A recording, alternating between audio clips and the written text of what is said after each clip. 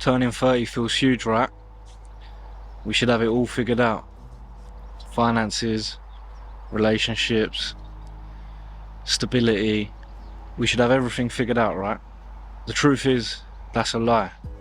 It's a pressure trap. And for me, I nearly let it break me. So let's get into how you can make sure you don't fall into that trap.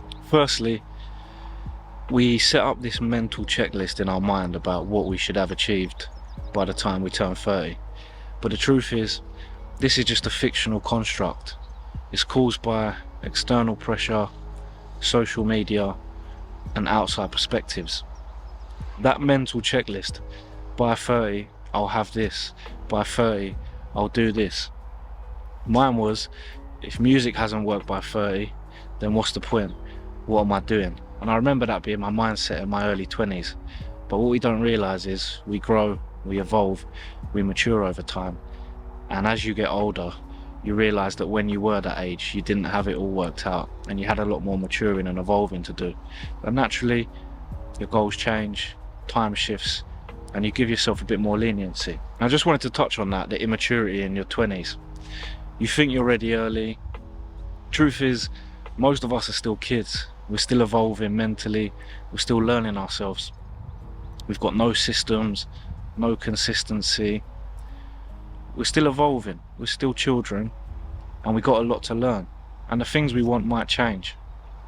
Over time, we start to learn these things through experience. And as we get closer to our mid-20s, to our late 20s, then maybe then we started to gain some systems, gain some consistency, and learn a bit more about life. So we're all going to be immature in our 20s and not have it worked out.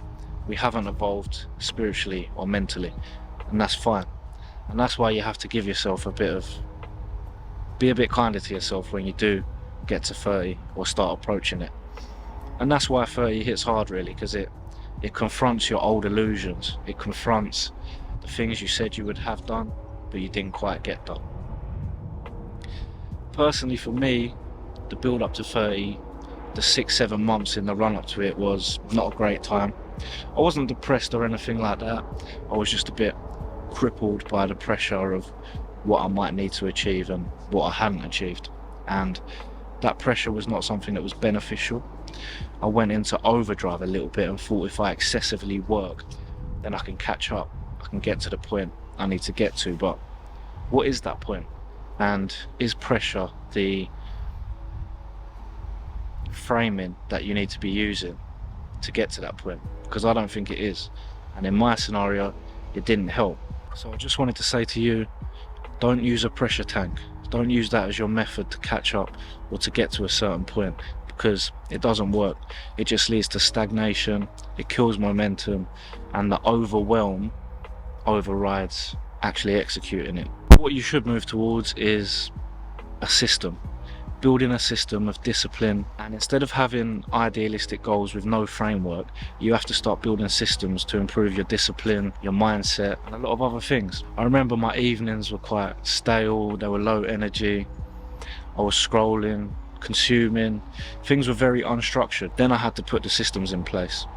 If you haven't got a process, then you haven't got any growth. Instead of chasing pressure, build systems, and you're gonna go a lot further.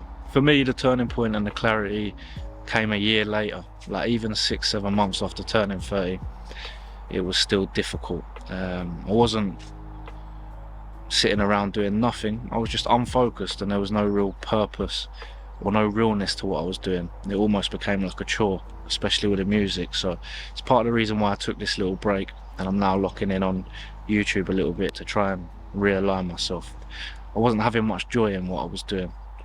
So I had to rebuild from the ground up, which is also fine. Find that shift from process to pressure, the other way around, from pressure to process. Get fulfillment in your systems, do some reading, learning, journaling, detoxing from social media, because you've got to elevate your spirit at this time, especially as you get into your late 20s, early 30s.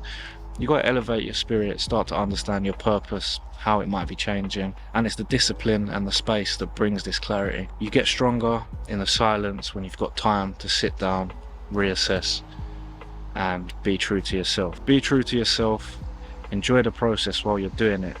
Be you. Don't listen to any external influences. Just be you.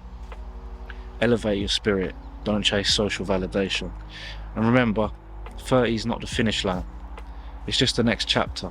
It's the next stage of your life. So forget the past. It doesn't exist anymore.